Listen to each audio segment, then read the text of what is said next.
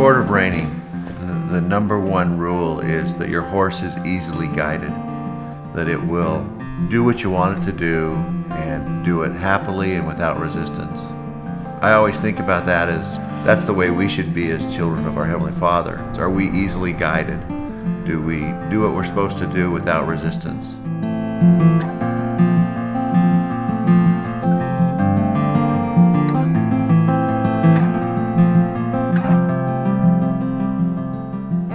She's taught me how to be more outgoing. She always is smiling and always says that the horse did good and she tried her best. She's way above her years as far as the work ethic and the determination. When she was 13, she was reserve world champion. When she was 14, she was world champion. She's always smiling. That's like her signature in the show pen. She's just always got a smile on. What I like about horse riding is it's a challenge. It's something that takes work. It's taught me a lot of self-discipline. I know what comes first in my life. I know what the priorities are. Church and family and school. She is really the ideal student to work with. When I have my little classroom session before we show, 5 minutes before we go in, she'll just recite to me everything that I told her. And then she goes out and does it exactly the way we talked about.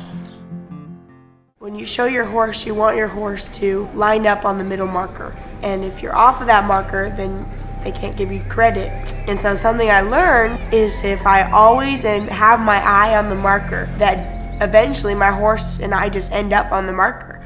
I think that can be related to the gospel, in that if we're always concentrating on being a good example or concentrating on making it back to our Heavenly Father, if we really concentrate on it, we'll succeed and we will return there. She's learned a lot from this sport, that success is not always measured with a trophy. Sometimes it's just real small steps.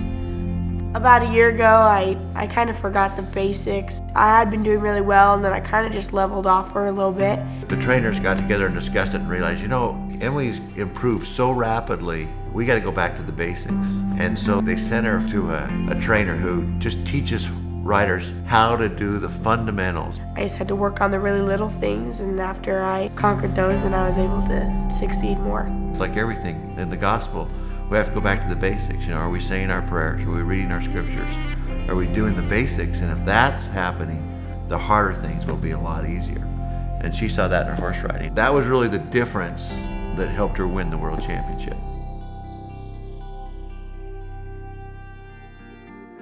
We go through lots of horses, trying to find the ones that are easily guided, that will respond to training and to teaching, and become the ones that are really successful. And I think it's the same thing that our Heavenly Father hopes that we are as children, is that we'll be easily guided, that we won't resist, that we'll recognize that if we do what we're taught, if we follow the gospel, who knows what potential we can have.